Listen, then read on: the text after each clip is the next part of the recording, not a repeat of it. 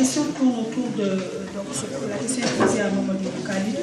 Concernant les luttes qui sont faites en Mauritanie, je pose la question par rapport au FLAIR.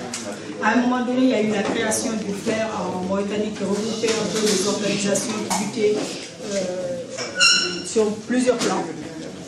Et donc, je ne vois plus ce regroupement dans les actions actuellement, donc je voudrais savoir ce qu'il en est. Et puis aussi, mon souci aussi, c'est pas un souci, c'est une question. Comment se fait-il qu'il y ait des luttes distinctes entre... alors, c'est peut-être la touche par ma nationalité, ou en tout cas les négro-africains et les haratis. Parce que j'ai l'impression qu'actuellement, ça va dans tous les sens. Les uns sont dans un cadre et les autres dans un autre cadre. Puisque je pense qu'en ce qui concerne la touche par ma nationalité, les Haratines étaient aussi concernés, puisqu'ils disaient, d'après ce que j'avais compris par rapport à ce que disait Biram, que 600 000 Haratines étaient concernés aussi par ce problème de recensement. Et pourtant, je les trouve un peu absents de cette mobilisation. Alors que je pense qu'ils sont encore plus même concernés, puisqu'ils n'ont, en Mauritanie, ils n'ont même pas d'état civil. Je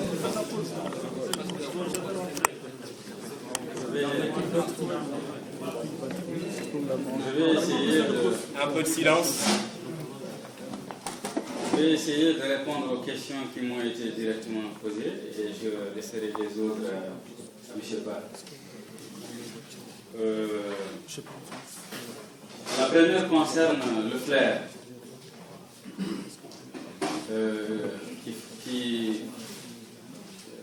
Le FLAIR, c'est une organisation que nous avions créée l'an dernier. Ils ont un front, c'est le front de lutte contre l'esclavage, le racisme et l'exclusion.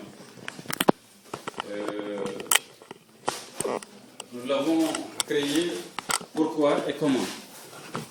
Je vais m'efforcer de passer sur les détails parce que ce n'est pas important, mais je pense que l'opinion a besoin de savoir comment et pourquoi le FLAIR ne fonctionne plus.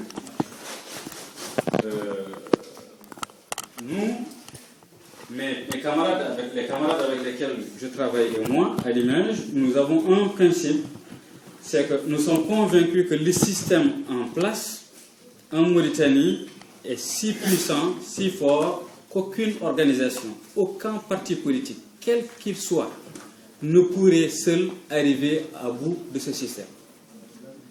À un moment donné ou à un autre, il faut que les forces que j'appelle progressistes, donc qui prennent tout simplement, qui ont un dénominateur commun, qui prennent conscience que la situation est intenable, inadmissible et qu'il faudra la renverser d'une manière ou d'une autre, il faut que toutes ces forces travaillent ensemble dans une dynamique de synergie. Voilà le principe. Et lorsque nous voyons, que cela soit à travers les discours, à travers les faits et gestes, quelqu'un qui semble développer les mêmes idées que nous allons sans complexe à sa rencontre. C'est ce que nous avons fait lorsque nous avons lu ça et là depuis plusieurs mois les déclarations de Biram Abeid Boulda. J'ai cherché ses contacts, je l'ai appelé. Il m'a donné rendez-vous, je suis allé discuter avec lui. Je lui ai dit, compte tenu de ce que je lis de tes déclarations, je pense que nous devrions travailler ensemble. Nous devrions d'autant plus travailler ensemble que je n'attendais pas, d'ici les 20 ans à venir, voire même les 40 ans à venir, un Haratine aussi éclairé que toi. Que pour moi, c'est une aubaine. Nous avons discuté, globalement, nous avions une identité de vue, c'est d'autant plus qu'il a reconnu lui-même, qu'à travers toutes nos déclarations et articles, il reconnaissait que nous prenions également en charge la question de l'esclavage. Nous avons décidé de nous rencontrer à un niveau beaucoup plus élargi de nos bureaux exécutifs ensemble. Nous avons également discuté toute une soirée. Il y avait globalement une identité de vue. Nous avons décidé, nous lui avons proposé donc d'aller chercher d'autres organisations. Peu nous importe qu'elles soient à caractère, que ce soit des partis politiques, des associations, qu'elles aient des récépissés ou qu'elles n'aient pas de récépissés. L'important est que ces groupes-là, ces organisations, appelons-les comme on veut, eh bien, croient la même chose que nous, qu'elles croient, qu'elles font le même constat que nous, c'est-à-dire que la Mauritanie se caractérise par une exclusion, un racisme d'État et un esclavage, qu'elles soient convaincues qu'il faudra combattre ce système, et surtout par le harcèlement pacifique. Si nous sommes d'accord là-dessus, nous allons créer un vaste front pour rompre avec la dichotomie qui existait dans la scène politique mauritanienne entre opposition traditionnelle et mouvance présidentielle, parce que dans la mouvance, elle est à combattre. L'opposition traditionnelle ne prenait pas en charge ces questions que nous considérions comme fondamentales. Aujourd'hui encore, nombreux sont les partis politiques à l'intérieur du pays qui reprouvent le concept même de racisme d'État qui pour moi paraît comme évident. Je me rappelle encore que lorsque j'ai claqué la porte à mon parti, à HDMR, parce qu'il soutenait le coup d'État et tout le tralala, que nous avons créé l'image et que nous avons été invités à rejoindre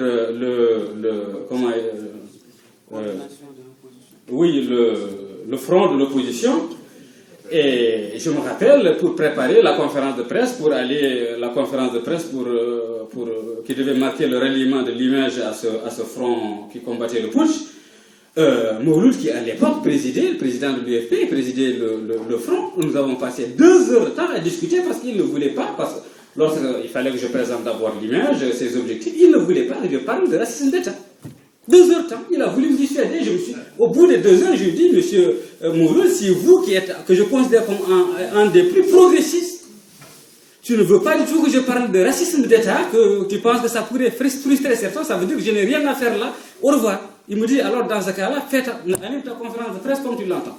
C'est vous dire, donc, cette opposition traditionnelle, nous ne la considérons pas comme étant notre adversaire, mais elle ne fait pas suffisamment. Même parfois, elle pousse les gens à la confusion en ne tenant pas le discours radical qu'elle devrait tenir. Donc, il fallait faire émerger un 3e pôle qui va se massifier et rompre avec cette dichotomie-là. Voilà l'idée du flair. Et ils l'ont accepté, nous avons créé donc le flair. Et la première manifestation a beaucoup réussi parce que c'était notre meeting devant la mosquée de Elmina, au 6e, au moment où le régime fêtait l'indépendance, le 28 novembre passé. Eh bien, on a fait un grand meeting où les forces de police sont arrivées, nous ont demandé de nous disperser. On leur a dit qu'on ne bougeait pas. Et elles ont fini, au bout du compte, par céder. Bon, alors, nous avons mis en branle un plan d'action où il fallait dénoncer, parfois, lorsque c'est nécessaire, par ce fameux harcèlement pacifique, les cas d'esclavage. Lorsque nous retrouvons un cas d'esclavage, nous le suivons à tous les niveaux. Nous obligerons les forces de police et autres à le prendre en charge jusqu'à ce que l'esclavagiste se retrouve en prison.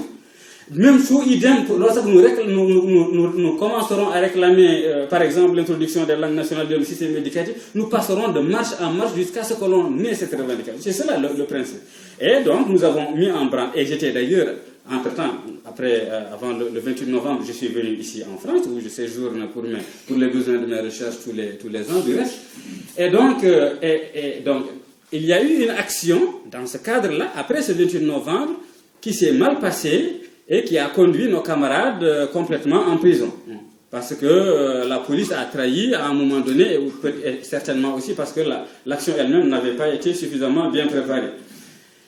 Bon, alors, lorsque je repars, mes camarades à l'image avaient été assez frustrés parce que cette action, contrairement au texte du Flair, qui stipule que toute action doit être décidée à l'unanimité par les organisations membres, eh bien, lorsque ils envisageaient cette action, certainement parce qu'ils voulaient aller de manière précipitée, ils n'ont pas appelé le représentant de l'image, en l'occurrence Abdul Biranwan, qui, lorsque je ne suis pas là, préside l'image.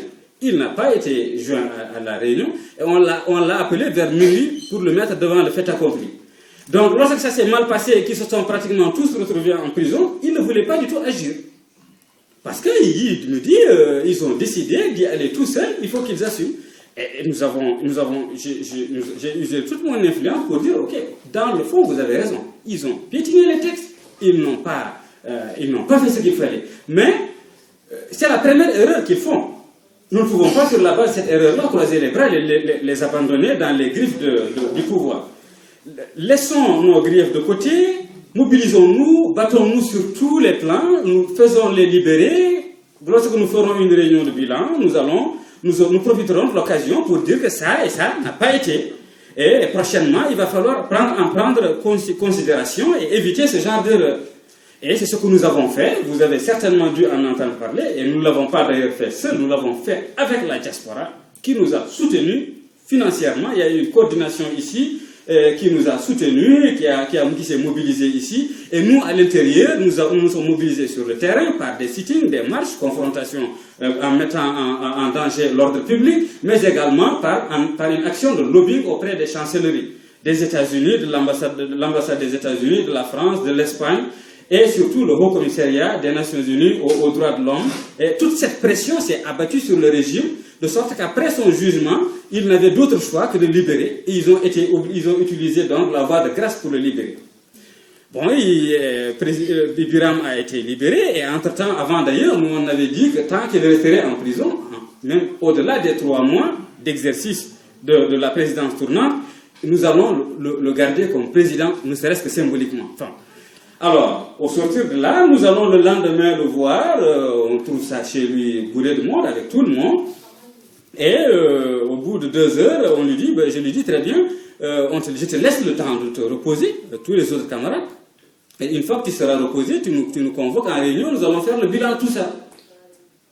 Et le surlendemain, j'ai appris qu'il est parti en Espagne. Exactement le lendemain du jour où nous lui avons rendu visite. Ce n'est pas si grave que ça. Il revient 2 semaines après, et il ne nous appelle qu'au bout d'une semaine, une semaine après son arrivée, pour nous dire quoi?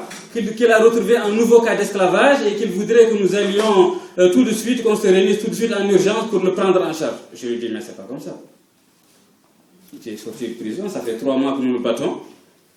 À un moment donné, dans l'action, dans notre perception des choses, quand on se bat au bout de plusieurs mois, il y a eu beaucoup d'erreurs, je vous passe les détails. Quand je suis reparti, à Ira, il n'y a que Biram Abed Oulda.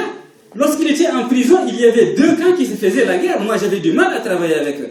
Il a fallu que je l'appelle depuis la prison, qu'il appelle les uns et les autres pour les sommer, pour qu'ils se mettent dans les rangs et qu'ils acceptent d'aller avec nous dans la mobilisation. Alors, qu'est-ce qui se passe? Nous, on est là et on lui dit, je lui dis, il va falloir au moins qu'on se réunisse et que l'on fasse le bilan de tout ce qui s'est passé, les partenaires que nous avons acquis, parce que les gens de la diaspora qui sont mobilisés, qu'est-ce qu'on peut faire avec eux, surtout les erreurs qui ont été commises. Parce que derrière les membres du bureau exécutif de l'image, auxquels j'ai tordu le cou pour les amener à se mobiliser pour sa libération, malgré qu'ils n'aient pas été associés au départ à la conception de l'action, ils attendaient ce moment-là. Et je lui dis donc, il faut qu'on fasse d'abord un bilan, on dégage une nouvelle plateforme, et qui va prendre en compte les erreurs, les atouts, et après nous verrons. Il me dit, bon, pour le moment, nous, l'urgence, c'est ce cas d'esclavage-là. Je vais dire à Balatouré de convoquer la réunion quand il aura le temps. Nous, en attendant, à Irak, on s'occupe du cas d'esclavage. Et ils sont repartis. Voilà ce qui s'est passé. Et ils sont repartis, ils ont fait leur grève de la faim. Nous, alors là, je ne pouvais plus revenir voir mes camarades pour leur dire, suivons-les quand même encore une autre fois. Mais ils me diront, mais Mohamed Khalid, on ne parle pas parce qu'il se trouve que chez nous, que Mohamed Khalid soit là-bas ou qu'il ne soit pas là-bas, les choses continuent de fonctionner. Nos organisations ne sont pas unipersonnelles. Et alors, de fil en aiguille, au bout de plusieurs semaines, ils finissent avec cette affaire, ils consentent enfin, parce que là, dans cette affaire-là, ils ont senti notre absence, que ça aurait pu être beaucoup plus intéressant si nous étions là. Ils convoquent la réunion, nous y allons. Nous faisons le bilan. Et dans le bilan, lorsque nous leur faisons ce grief-là, M. Biram me dit que le fait que j'ai privilégié cette réunion où il fallait faire le bilan, c'est des histoires de politique. Que lui, il est défenseur des droits humains. Que passer toute sa vie, toute une journée ou des heures à discuter, à faire des bilans, ça ne l'intéresse pas. Ce qui, à mon sens, à notre sens, à Image, était extrêmement grave. Parce que nous voulons combattre un système aussi bien étoffé, et bien qui s'est enraciné depuis plusieurs dizaines d'années. Et on ne s'arrête même pas à un moment donné pour réfléchir, pour savoir où est-ce que nous avons commis des erreurs, pour prendre tout simplement des leçons sur nos erreurs et nos atouts pour avancer. C'est extrêmement grave. Et deuxièmement, moi je reprends la parole, je lui explique que l'erreur fatale qu'ils avaient commise et qui a fait que au niveau de l'image, les gens n'avaient pas dans un premier temps voulu se mobiliser. Je lui dis, s'ils ne s'étaient pas mobilisés, qu'est-ce que ça serait passé? Est-ce qu'à l'intérieur du pays, tu n'allais pas être oublié? C'est important à un moment donné de faire le bilan. On se dit les choses clairement et on relance un nouveau plan d'action. Il me dit non, que lui, ce n'est pas sa conception des choses. Et que de toutes les façons, même au moment où nous sommes là en train de discuter, si on l'appelle pour lui dire qu'il y a une victime quelque part, il nous laisse là, il s'en va pour lui porter secours. Et il se lève pour nous dire que ce n'est pas important ce qu'on dit, il rejoint ses amis dans une autre chambre à côté, nous abandonnons dans son salon. Voilà ce qui s'est passé. Et cela, je le dis parce que je n'aurais jamais, je n'en parle pas d'habitude, je ne veux pas aller dans ces détails, mais je pense que l'opinion a besoin de le savoir, surtout au niveau de la diaspora. Et je rencontre, à l'occasion, je convoque une réunion de l'image, je rencontre et je termine que je m'excuse. Je me suis excusé. J'ai dit oui, je vous ai forcé la main, mais je m'excuse, c'est vous qui avez eu raison. Ce monsieur, c'est autre chose. Quelqu'un qui dit rationnellement qu'il faut s'arrêter, faire un bilan, réfléchir, ce n'est pas important qu'il décide tout seul. Et il faut que tout le monde suive. Si on devrions faire ça, on n'allait pas quitter Ibrahim Sarr. Non? On a claqué la porte parce que nous avons estimé que c'est que Mohamed Abdelaziz qui a fait le coup d'État non seulement n'était pas là pour défendre, contrairement à ce qu'on disait pour les revendications négro-africaines, mais qu'en plus on ne peut pas être démocrate et cautionner un coup d'État. Et on allait le suivre. On a dit qu'on ne suit pas, on a claqué la porte, on est sorti. Donc c'est pas Biram que nous allons suivre aveuglément en vertu de quoi. Et c'est ça qui fait que le flair ne fonctionne pas, ne fonctionne plus. Et après, il y a eu Djibiso qui a voulu jouer les médiateurs, parce que moi j'ai appelé ceux qui restaient pour leur dire mais on avance. Qui nous a dit non, permettez-moi d'aller faire la médiation, d'aller le raisonner parce qu'il a tort. S'il persiste maintenant, nous allons avoir. Qui est reparti et on ne l'a plus revu. Et entre-temps, nous avons eu des urgences, nous avons dit que nous n'allons pas continuer à croiser les bras, à attendre le bon vouloir de Biram pour qu'il revienne. Non, nous allons continuer à travailler. Et puisque les états généraux de l'éducation se préparaient l'an dernier, parce que nous parlons de l'an dernier, nous avons décidé de créer une commission entre toutes les organisations qui percevaient les choses comme nous, avec l'objectif de sortir autour de milliers de personnes dehors pour influencer les états généraux afin qu'elles prennent en compte la question de l'introduction des langues nationales dans le système éducatif. Et nous étions dans cette dynamique-là jusqu'à ce que les recensements ont été ouverts et qu'il y a eu des rejets massifs de population négro-africaine. On s'est dit, bon, on se préparait à exiger que l'on étudie nos langues. Mais encore, pour qu'on étudie nos langues, il faut que nous soyons mauritaniens. Et c'est la même commission qui est devenue coordination, tout mouvement, touche pas à ma nationalité. Et nous avons appelé les gens à descendre dans la rue. Tout est là.